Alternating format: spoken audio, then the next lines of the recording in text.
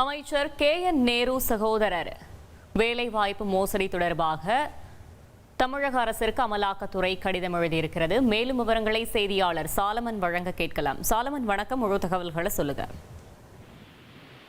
மாநில நகராட்சி நிர்வாகம் மற்றும் குடிநீர் வழங்கல் துறையில 2538 பணியிடங்களுக்கு அதிகாரிகள் மற்றும் ஊழியர்களை தேர்ந்தெடுத்ததுல இதுல ஒரு மோசடி நிகழ்ந்திருப்பதாக கூறி அமலாக்கத்துறை தமிழக காவல்துறைக்கு ஒரு கடிதத்தை அனுப்பியிருக்கிறது.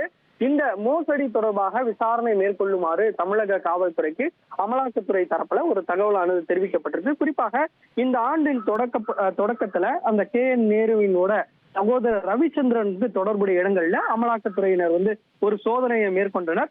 அந்த சோதனையில கிடைத்த ஆதாரங்களை அடிப்படையாக வைத்துத்தான் இந்த மோசடி தங்களுக்கு தெரிய வந்திருப்பதாக அமலாக்கத்துறை ஒரு கடிதத்தை தமிழக காவல்துறைக்கு அனுப்பியிருக்கிறார்கள்.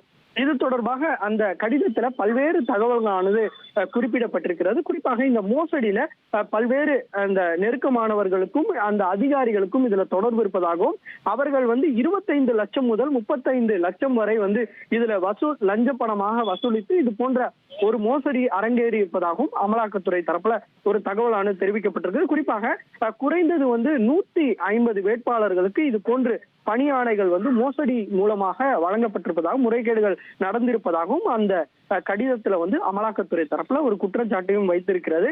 இதுல மொத்தம் 232 பக்கங்கள் கொண்ட ஒரு அறிக்கையை கொடுத்திருக்கிறது. அந்த அறிக்கையில தான் முக்கிய நபர்களோட பெயர்கள், அது மட்டுமின்றி இதுல லஞ்சம் பெற்ற அதிகாரிகளோட பெயர்கள் உள்ளிட்ட 150 நபர்களோட விவரங்கள் அடங்கி அதுல ஆதாரங்களுடன் அமலாக்கத்துறையினர் அந்த கடிதத்துல குறிப்பிட்டிருக்கு.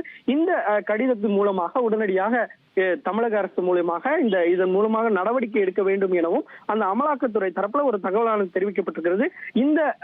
இந்த அறிக்கை தற்போது மிகவும் பரபரப்பாக பேசப்பட்டு வருகிறது. தகவல்களுக்கு நன்றி சாலமன்.